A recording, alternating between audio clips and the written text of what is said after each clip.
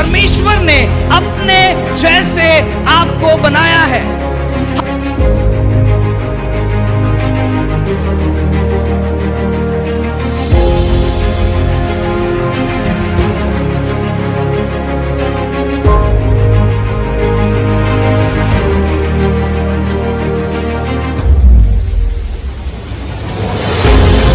कैसर का है वो कैसर को दिया जाए, और जो परमेश्वर का है वो परमेश्वर को दिया जाए।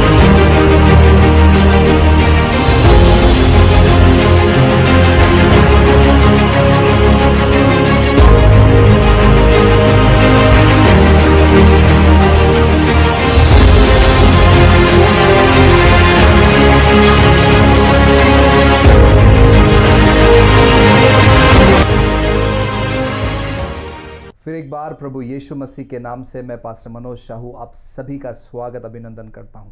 मैं विश्वास करता हूं कि परमेश्वर आपके जीवन में बहुत सारी अद्भुत और महान चीज़ों कर रहे हैं। प्रियो, हमने एक वीडियो यूट्यूब पर अपलोड किया था जो हमें सिखाता है, बताता है कि हम बाइबल कैसे पढ़ें, और अगर आपने उस वीडियो को नहीं देखा है तो डिस्क्रिप्शन पे मैं उसके लिंक को शेयर करूंगा और आप उस वीडियो को ज़रूर देखें और अनेक लोगों तक पहुंचाएं ताकि वे सही तौर पर परमेश्वर के वचन को पढ़ सकें। हालेलुया।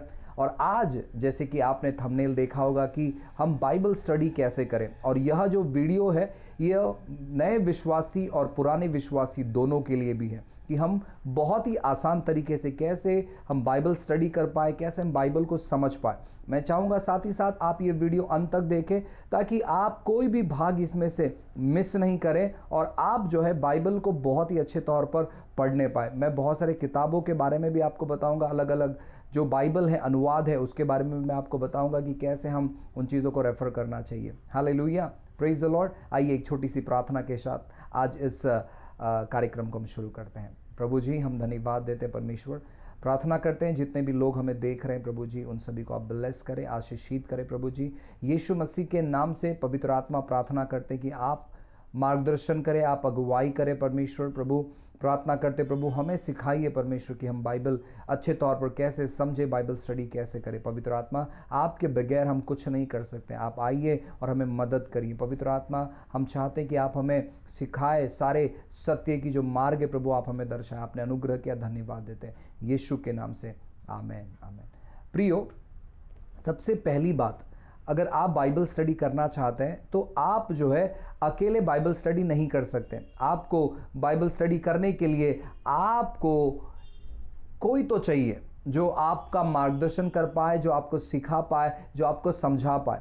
और अगर आप अकेले बाइबल स्टडी करोगे तो बहुत सारी जो बातें हैं वो आप समझ नहीं पाओगे। और मैं एक बहुत अद्भुत जो शिक्षक हैं उनके बारे में आज कहना चाहता हूं। जब आप उनसे सुनोगे, जब आप उनसे सीखोगे, बहुत सारे रेवलेशंस, बहुत सारे प्रकाशन आपको मिलते चले जाएंगे। हालेलुया। मैं किसी भी व्यक्ति के खिलाफ में नहीं हूं जो बाइबल स्टडी करवाते हैं, जो बाइबल स्टडी के ऊपर प्रचार करते हैं। मैं उत्साहित प्रोत्साहित करता हूं उन्हें सुनने के लिए, लेकिन जो सबसे उत्तम और सबसे सर्वोत्तम जो शिक्षक है वो है पवित्र आत्मा। जी हाँ, वो है पवित्र आत्मा। सबसे पहले अगर आप बाइबल स्टडी बहुत बेहतरीन तौर पर करना चाहते हैं, आपको आमंत्रित करना है पवित्र आत्मा को कि वो आपके गुरु बन जाए, वो आपके शिक्षक बन जाए। आपको उनको हर एक बाइबल स्टडी में कहना है कि पवित्र आत्मा आप मुझे आज मदद करिए, सहायता करिए आपके वचनों को अच्छे तौर पर पढ़ने के लिए, अच्छे तौर पर समझने के लिए। काफ़ी बार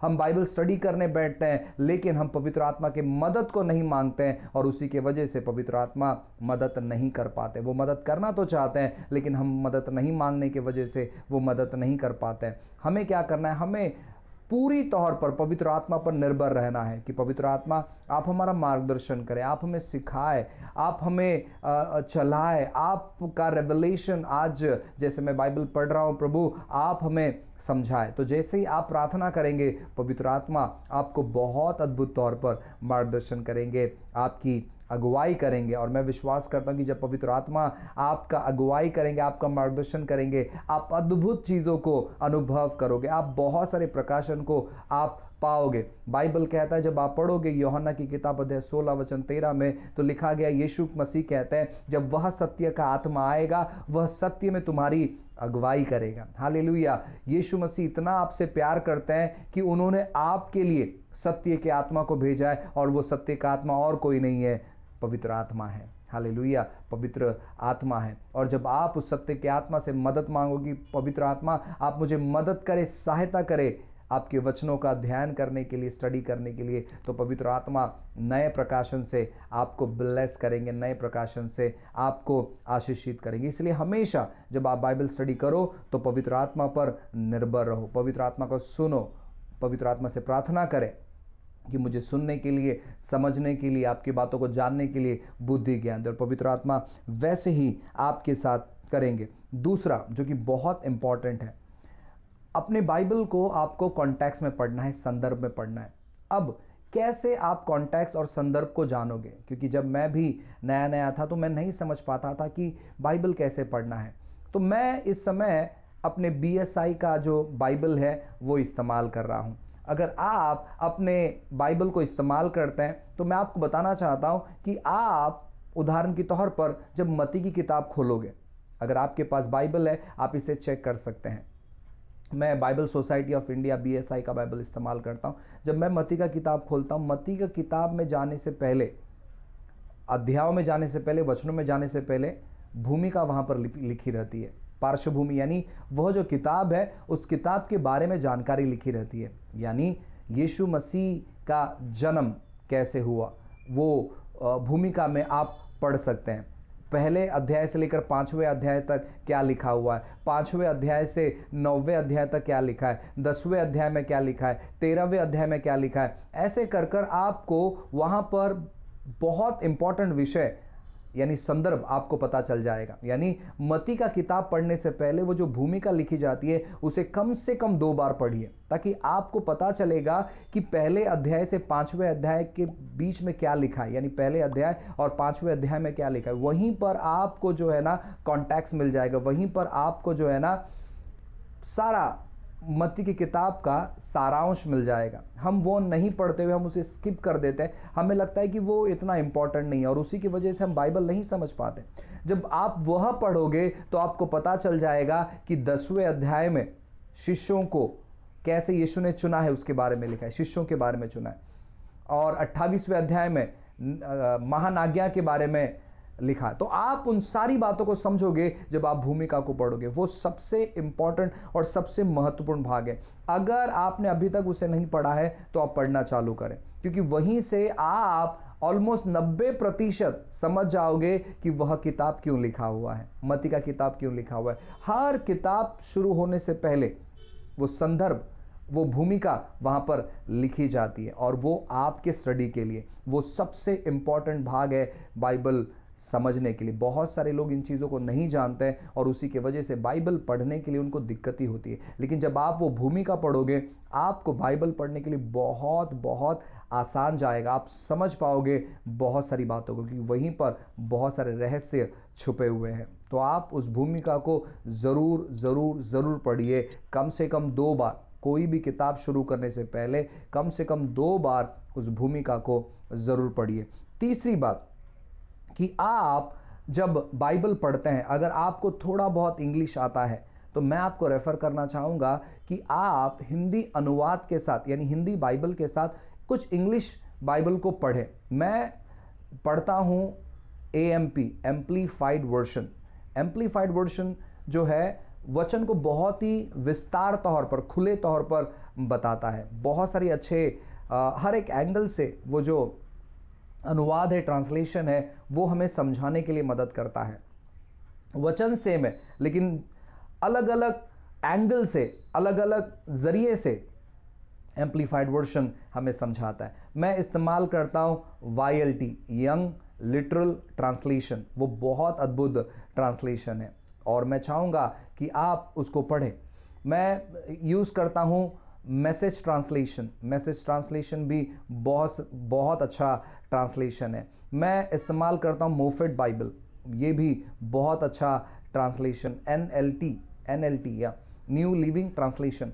यहाँ पर भी बहुत सारी अद्भुत बातें, क्योंकि देखो जब आप बाइबल स्टडी करते हो, मैं क्यों कहता हूँ कि आपको अलग अलग बाइबल से वचनों को पढ़ना है, आप समझ पाओगे, बहुत सारी एंगल से आप वचनों को समझ पाओगे, बहुत सारी बातें जो है ना गहराई में जाकर आप समझ पाओगे, क्योंकि ये हर एक अलग अलग ट्रांसलेशन अलग अलग तौर पर वचनों को प्रस्तुत करता है। वचन सेम रहता है, लेकिन उनका जो प्रस्तुत करने का जो तरीका है, वो बताने का जो तरीका है, आप एंगल्स बहुत अच्छे से समझ पाओगे। इसीलिए जब भी आप बाइबल स्टडी करते हैं, हमेशा अलग अलग अनुवाद अपने साथ में रखें। जो भी वचन, देखो हिंदी में बहुत सारे जो शब्द है वो बहुत ही हल्के रीति से लिखा गया है, यानी प्रेम। अगर आप प्रेम ये शब्द देखोगे या कोई प्यार ये शब्द देखोगे, तो आपको प्रेम या प्यार यही शब्द आपको मिलेगा। परमेश्वर ने जगत से ऐसा प्रेम किया, या प्रभु ने जगत से ऐसा प्रेम किया या प्यार किया। लेकिन जब आप अलग अलग अनुवादों में पढ़ोगे, आपको हर एक प्रेम जहां पर लिखा गया है, वो कौन सा प्रेम है, वो ईश्वरीय प्रेम है, माता पिता का प्रेम है, भाई बहन का प्रेम है, पति पत्नी का प्रेम है, दोस्त का प्रेम है। तो वो जो प्रेम है ना, उसके अलग अलग शब्द है, अगापे, अरोज, ऐसे अलग अलग करके है ना उसका शब्द है। और वो जो शब्द है वो आप वहां पर पढ़ पाओगे जब आप अलग अलग अनुवाद को पढ़ोगे, और आपको बहुत सारी गुड़ बातें, रहस्यमय बातें आप वहां पर सीखने पाओगे। इसलिए जब भी आप बाइबल स्टडी करते हैं, हमेशा आप क्या करें, आप अलग अलग अनुवादों से आप पढ़ें। एक बहुत अच्छा किताब है, मैं चाहूँगा कि उसको अब मैं रेकमेंड करता हूँ आपको, आप उसे ज़रूर खरीदिए और बाइबल स्टडी के तौर पर आप उसे इस्तेमाल करिए। और भी बहुत सारे किताब हैं। जब मैं अपने बाइबल कॉलेज में, हमारा एक बाइबल कॉलेज था, एक चर्च, जिस चर्च में हम जाते थे, FFBC करके, फेथ फेलोशिप बाइबल कॉलेज करके, वहाँ पर मैं एक विषय सिखाता था और मेरा विषय था होमोलेटिक्स। और होमोलेटिक्स इसका मतलब है प्रचार करने का तरीका, आर्ट ऑफ प्रीचिंग। और जब मैं उस बाइबल कॉलेज में था, बहुत सारे किताब जो है मैंने वहाँ पर पता लगाया, बहुत सारे किताब मुझे वहाँ पर मिले और मैं बहुत सारी चीज़ों को सीखने लगा। सिस्टमैटिक थियोलॉजी, हार्मेनेटिक्स, ऐसे बहुत सारे अलग अलग विषय थे और ये बहुत अद्भुत विषय थे। ठीक है, बहुत सारे लोग इन दिनों में इन विषयों को पढ़ने के लिए रुचि नहीं दिखाते, लेकिन मैं आपसे कहना चाहता हूँ ये जो विषय है ये बहुत अद्भुत विषय है, क्योंकि सिस्टमैटिक थियोलॉजी मतलब है कि परमेश्वर के ज्ञान को अच्छे विस्तार तौर पर जानना। और मैं आपसे कहता हूँ कि जब आप ऐसे किताबों को पढ़ोगे, अद्भुत तौर पर आप परमेश्वर के वचन से प्यार करने लगोगे। अगर आपको और भी ज़्यादा जानकारी चाहिए, जो स्क्रीन पर व्हाट्सएप नंबर दिया गया, आप हमें संपर्क कर सकते हैं। बहुत सारे किताब के डिटेल्स हम आपको सेंड करेंगे, आप उसे खरीद सकते हैं, ऑनलाइन डाउनलोड कर सकते हैं और पढ़ सकते हैं। तो जो एक किताब के बारे में मैं आपको बता रहा था वो है शेफर्ड स्टाफ, मेंढपाल काठी, और हिंदी में है चरवाहा की लाठी। आप इस किताब को खरीदिए। हो सकता है आप में से बहुत सारे लोगों के पास शायद ये किताब होगा, तो आप उसे पढ़ना चालू करें। बहुत सारे बड़े बड़े जो सेवक हैं वो इसी किताब से जो है सरमन प्रिपेयर करते हैं। मैंने उसे पढ़ा है, लेकिन मैं वहाँ से सरमन प्रिपेयर नहीं करता हूँ। मैं जो हूँ सरमन प्रिपेयर, जो मैंने आपसे कहा मेरे गए वीडियो में, बाइबल कैसे पढ़े, उस वीडियो में मैंने कहा कि जब मैं बाइबल पढ़ता हूँ एक विषय मुझे मिल जाता है और उसी विषय पर मैं अपने संदेश को तैयार करता हूँ। तो आप क्या कर सकते हैं, अपने शुरुआत की सेवकाई में जो चरवाहा की लाठी है, आप वहाँ से स्टडी कर सकते हैं। बहुत ही अद्भुत वो किताब है। बहुत सारे पीढ़ी से बहुत सारे प्रचारक लोगों ने उस किताब का इस्तेमाल किया, और मैं चाहूँगा कि आप उस किताब को खरीदिए, और आपके पास है तो आप पढ़ना शुरू करें, क्योंकि बहुत अच्छा वो विषय है। फिर जो चौथा बात है वो है हाइलाइट्स। देखो, जब आप अपने बाइबल को पढ़ते हैं, हमेशा अपने साथ कुछ मार्कर रखिए, जिसे हाइलाइटर कहते हैं। फैब्रिक का, आप कोई भी बुक स्टोर में जाओगे तो वहाँ पर आपको फैब्रिक का हाइलाइटर्स मिलेंगे। तो मैं कुछ हाइलाइटर्स कहूँगा आपको खरीदने के लिए, कि जब आप अपने बाइबल को पढ़ते हैं तो आप इस्तेमाल कर सकते हैं उन हाइलाइटर्स को। आप हरा कलर का हाइलाइटर खरीद सकते हैं, आप येलो कलर का, पीले कलर का हाइलाइटर खरीद सकते हैं, आप रेड कलर का हाइलाइटर खरीद सकते हैं, आप पिंक कलर का हाइलाइटर खरीद सकते हैं, आप नीले कलर का हाइलाइटर खरीद सकते हैं। अब जब आप ये हाइलाइटर्स खरीदते हैं, आप इसको मार्किंग, बाइबल में देखो कुछ लोगों के बाइबल में आप देखोगे तो हर जगह आपको मार्किंग मार्किंग मार्किंग मिलेगा। आप भी शायद पेन से, पेंसिल से आप मार्किंग करते होंगे, लेकिन वो जो मार्किंग से आपको समझ में नहीं आएगा। तो मार्किंग आपको कैसे करना है वो भी मैं आपको बताता हूँ। देखो, जो हरा कलर का जो हाइलाइटर आप खरीदोगे, लाइट ग्रीन कलर का जो हाइलाइटर आप खरीदोगे, तो आपको क्या करना है, उस हाइलाइटर को अपने बाइबल के स्टार्टिंग के जो कड़क जो पन्ना होता है आपका बाइबल का, वहाँ पर एक लाइन लकीर खींचो और वहाँ पर लिखो हरा कलर आप किस चीज़ के लिए इस्तेमाल करोगे। हरा कलर मैं इस्तेमाल करता हूँ चंगाई के वचनों के लिए। हरा कलर मैं इस्तेमाल करता हूँ चंगाई के वचनों के लिए। जहाँ पर चंगाई के बारे में लिखा है मैं हरे कलर से हाईलाइट कर देता हूँ। तो आप वहाँ पर लिखना है हरा कलर ग्रीन फॉर हीलिंग, चंगाई के लिए। फिर जो नीला कलर का है, नीले कलर का लाइट ब्लू, नीले कलर का मैं इस्तेमाल करता हूँ वचन जहाँ पर पैसों के बारे में बात करता है, चांदी के बारे में, सोने के बारे में बात करता है, उसके बारे में मैं मार्किंग करता हूँ। तो आप वहाँ पर लिख सकते हैं कि ब्लू कलर जो है मैं पैसों के लिए इस्तेमाल करूँगा। आपको पता चल जाएगा कि जहाँ पर हरा कलर आया इसका मतलब ये चंगाई के बारे में लिखा है, जहाँ पर नीला कलर आया वहाँ पर पैसों के बारे में लिखा गया है। मैं पिंक कलर का इस्तेमाल करता हूँ जो वाचाएं परमेश्वर ने दी है, या प्रभु जब मुझसे बातें करते हैं तो मैं क्या करता हूँ, मैं पिंक कलर से मार्किंग करता हूँ। प्रॉमिस मैंने लिख कर रखा है कि ये पिंक कलर जब भी मेरे बाइबल में आएगा इसका मतलब है कि ये प्रॉमिस है।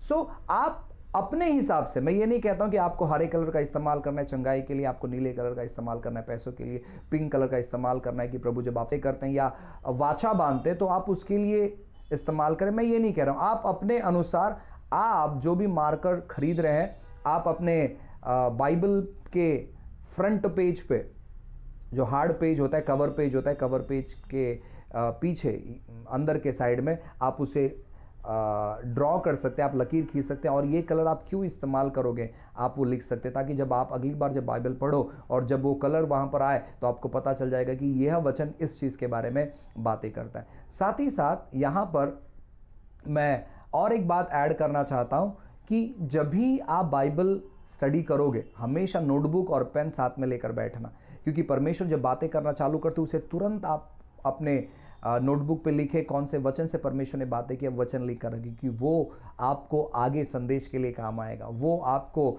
व्यक्तिगत तौर परिवर्तन देखने के लिए काम आएगा। हालेलुया। पांचवी और आखिरी बात, और ये सबसे इंपॉर्टेंट बात है, मैं चाहूँगा कि इसको समझने का प्रयास करें।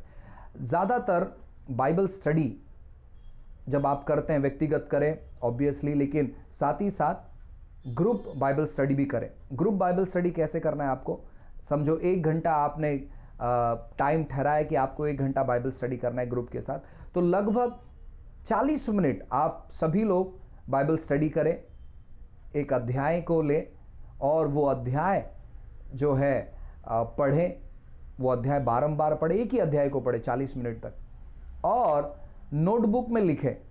उदाहरण के तौर पर किसने कहा है, उदाहरण के तौर पर यूहन्ना 3 अध्याय जब आप पढ़ोगे, मुझे लगता है वचन 1 से लगभग 21, 22, 23 नंबर के वचन तक जब आप उसे पढ़ोगे, तो वो जो संदर्भ है या फिर वो जो वार्तालाप है, बातचीत है, यीशु मसीह और निकोदेमुस के साथ हो रहा है, यानी यीशु मसीह निकोदेमुस के साथ बातें कर रहे हैं, निकोदेमुस यीशु मसीह के साथ बातें कर रहे हैं। अब आप जब अध्याय को लेते हो, मैंने आपसे कहा कि कौन बातें कर रहा है, वहां पर यीशु बातें कर रहे हैं। किससे बातें कर रहे हैं? निकोदेमुस से बातें कर रहे हैं। कब बातें कर रहे हैं? रात के समय बातें कर रहे हैं। किस विषय में बातें कर रहे हैं? वहां पर नए जन्म के विषय में बातचीत हो रहा है। और फिर बातचीत करने के बाद क्या हुआ? तो जब आप ऐसे पढ़ोगे, स्टडी करोगे, बहुत सारी अद्भुत बातें आप अनुभव करने पाओगे, आप देखने पाओगे। देखो, यीशु मसीह को जब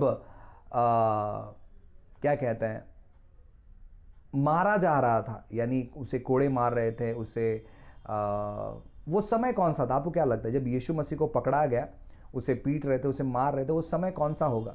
कौन सा ऋतु होगा? धूपकाल होगा, बरसात होगा, या फिर ठंडी का मौसम होगा? क्या लगता है आपको? जी हाँ, अगर आपको नहीं पता तो मैं आपको बताना चाहता हूँ कि वो ठंडी का मौसम था। आपको के पास, आपको कैसे पता? आपको मालूम है पतरस जो है कोयला सेक रहा था, यानी पतरस जो है जहाँ पर कोयला आग जल रहा था, पतरस अपने आप को गर्म कर रहा था वहाँ पर, और किसी ने कहा देखो ये भी उनके साथ में, और पतरस ने वहाँ पर नकारा।